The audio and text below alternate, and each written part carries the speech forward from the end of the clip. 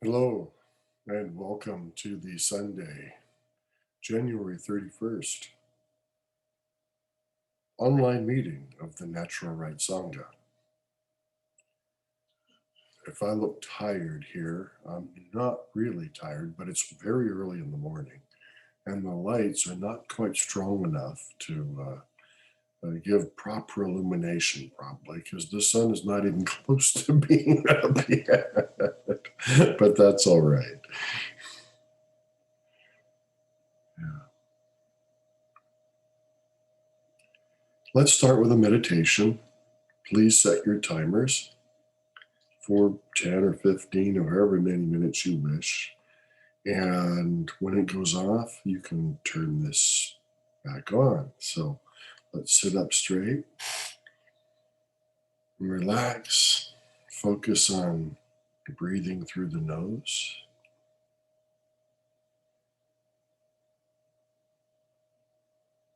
And let thoughts go. And just start your timer and turn this off. Here we go.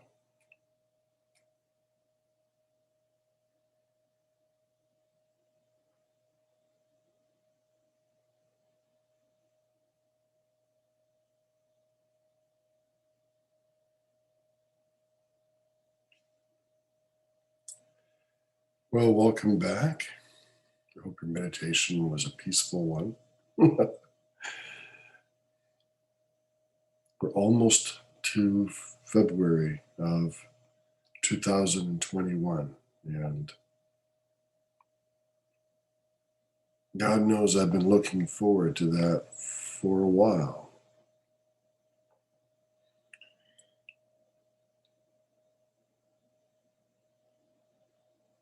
The last 4 years have brought out the persons who, for whatever reason, have needed an excuse to vent their anger and unhappiness.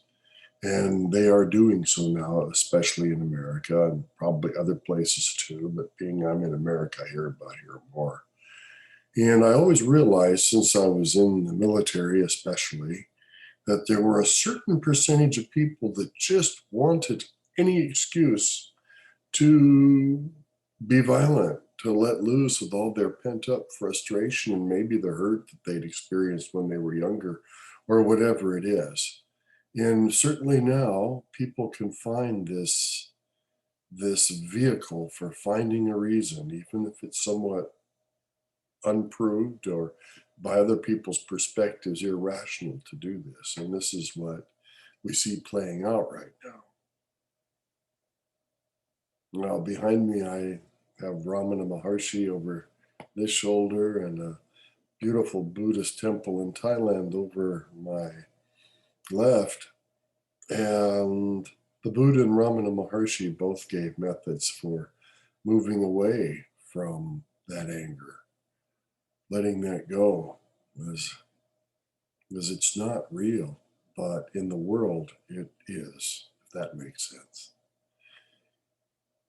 You know, we talk in meditation about focusing on the breath. Last night I talked with a very dear friend, our forest hermit friend, who talked about having sat by a certain creek in the forest and meditating periodically, many days a year for 20 years, and how one day, as he just focused on the breath, somehow he realized that he was the breath, and he went beyond that to become aware of his oneness with all that was, and that there was no difference between him and the water or the breath or the trees or the squirrels or the deer or the cougar or the bear or anything.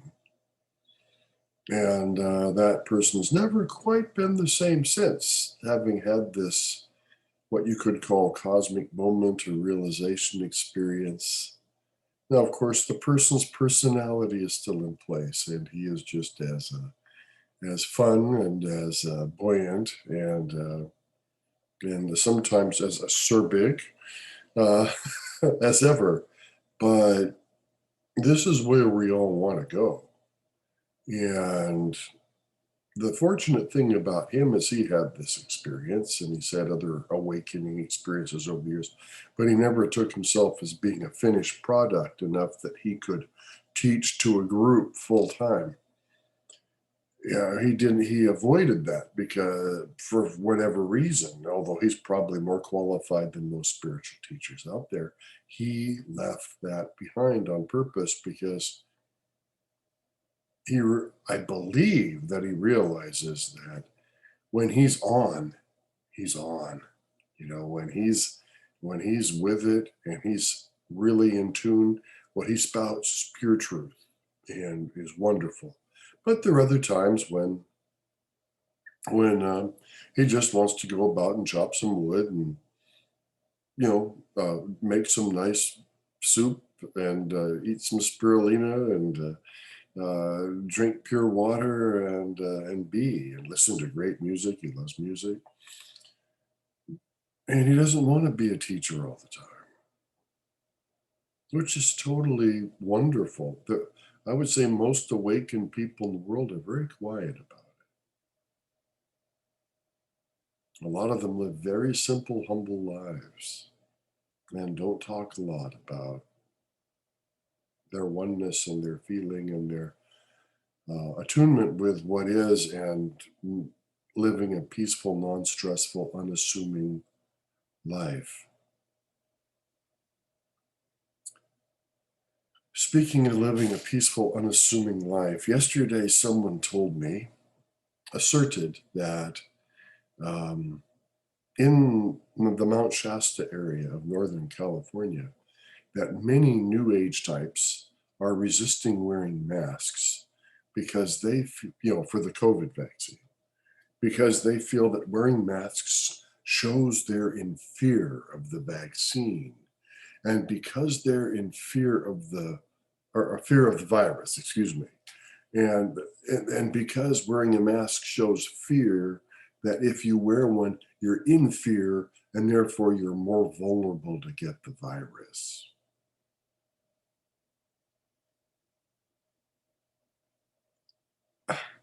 I I I was startled by this assertion, and basically, and forgive my language, I said, "What a bunch of bullshit."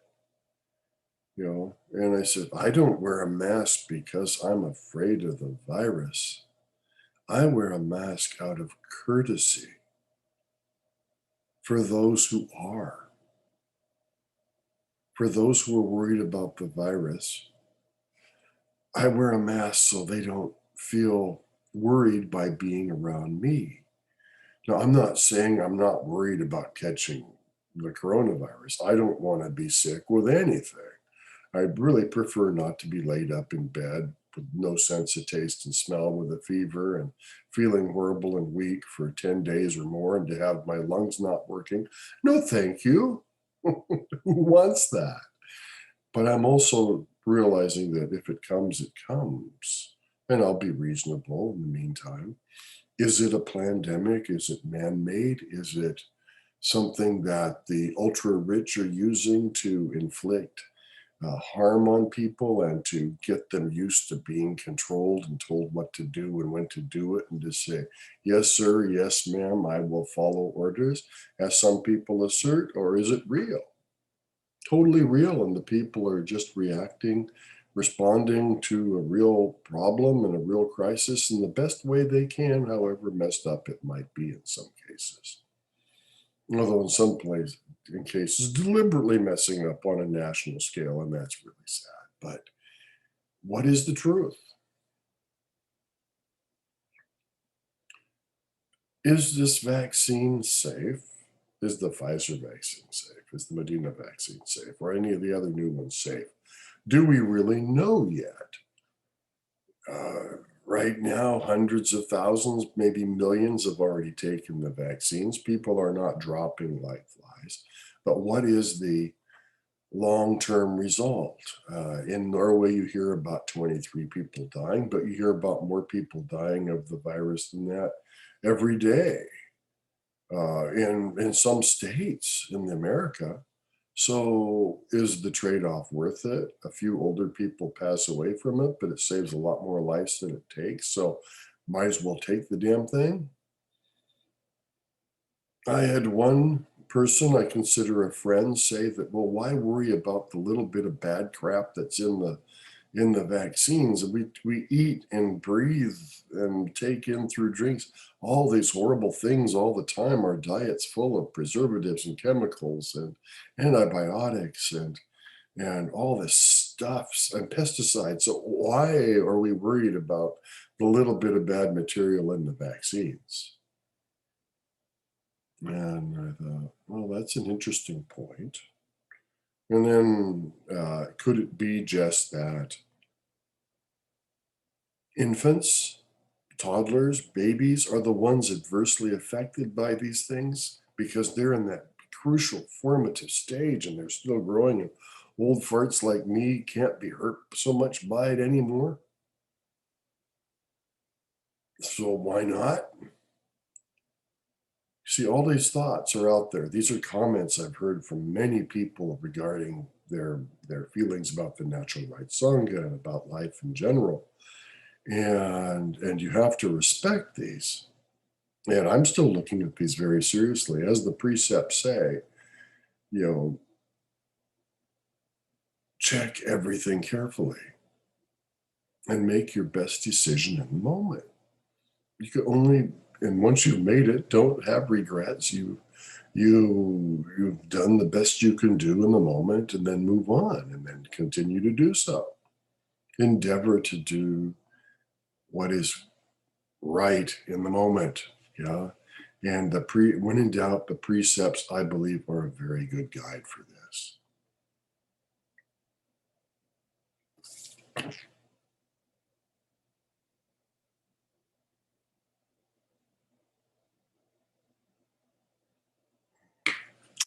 I just looked at a note I made, and I'm glad I did because I wanted to mention this also today. In some states in America, the law is that if your employer tells you to take the vaccine for COVID because he wants you to be safe around all the other employees, apparently you have to do it or you can get fired. You have to take it. If your boss says, take the vaccine, it's for safety, everyone's health, you have to do it or you can be fired. I was absolutely shocked by that. I mean, on this broadcast, they said that, oh, well, they can tell you to wear a mask at work. They can tell you to social distance at work. They can also tell you to take the vaccine if you're going to work there. And I went, whoa. And then they went on to say that only if that there were two ways you could get around it. One, if you could prove it was medically dangerous for you to take that particular vaccine, or two, if it was against your religion. And it gave the example of Buddhist monks who did not have to take the vaccine because it was against their religion. And I went, wow, well, that gives members of the Natural Right Sangha some hope. Because if you are a member of the Natural Right Sangha and you choose that you decide that this is dangerous for you and it's against the precepts, that you endeavor never to consume, inject, allow, apply, or take anything natural or man-made into or onto my body that I believe could result in injury and damage to myself or others, in physical, social, or civil harm or abridgment of rights, okay, etc. So that's part of what we did with forming the Natural Right Sangha, of course, but it just showed again the reason for being here is to give us the spiritual right to do what we think is correct while we're in these earthly forms.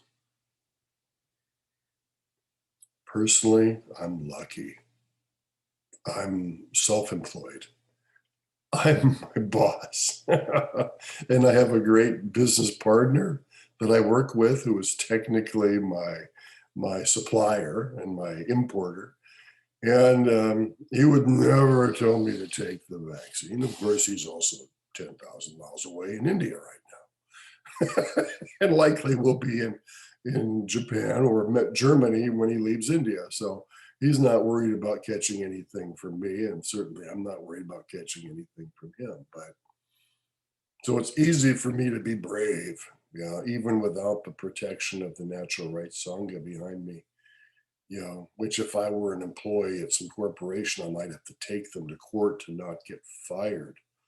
This is a hard decision.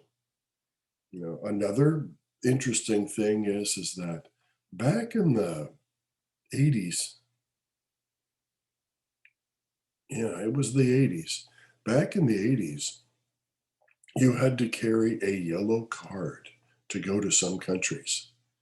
And in this yellow card, you had to have proof of certain vaccinations.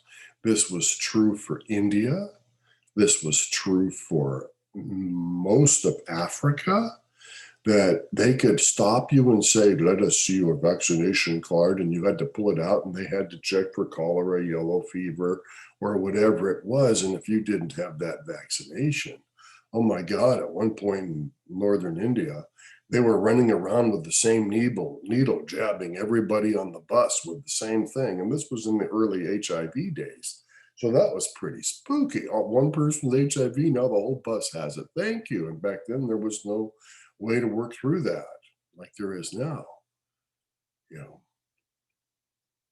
know. So back then I just accepted that the yellow card was the way it was. And I had to have one.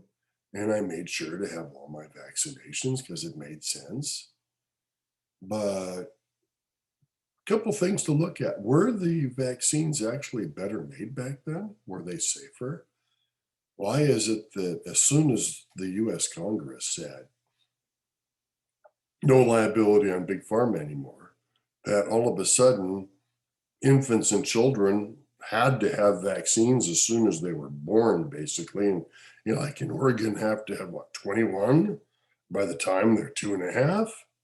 And a lot of them given 5 at a time to a little kid whose system, oh my God, how do they handle that? And then we have this huge increase in disturbed kids having troubles. Well, geez, at that formative growing state, what do we expect to happen? Okay, I have a nephew who is severely autistic, and it's not a lot of fun for this person, especially since his parents did not give him a lot of structure, which is what he really needed.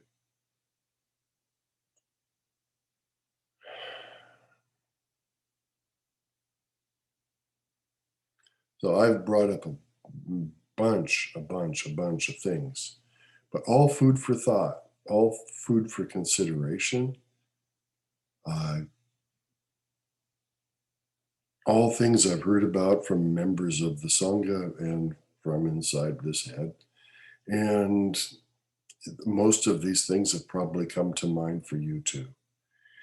If you ever wish to ask a question or to make a comment or to go, oh my God, you're crazy or whatever, please do write to me at mark@naturalrightsangha.org.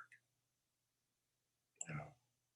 And let me know how things are going. It's always nice to hear from you.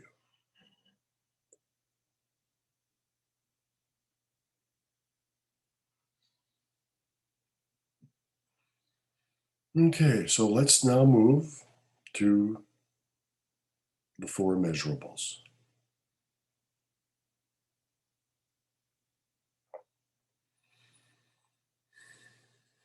So first we'll start with we. Okay. Please repeat. May we have happiness and the causes of happiness. May we be liberated from suffering and the causes of suffering. May we never be separate from the happiness that is free of sorrow.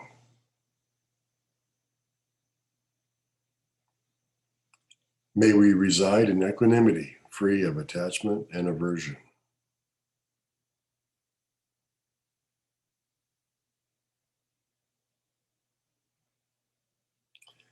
So now let's do it for all. For all. So focus on one particular person or aspect of all, and then let the energy go outward to all. Then let's do it again.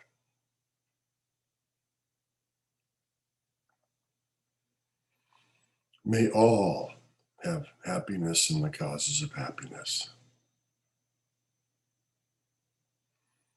May all be liberated from suffering and the causes of suffering.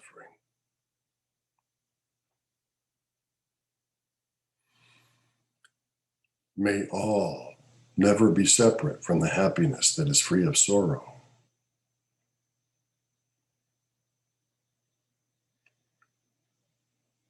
May all reside in equanimity, free of attachment and aversion.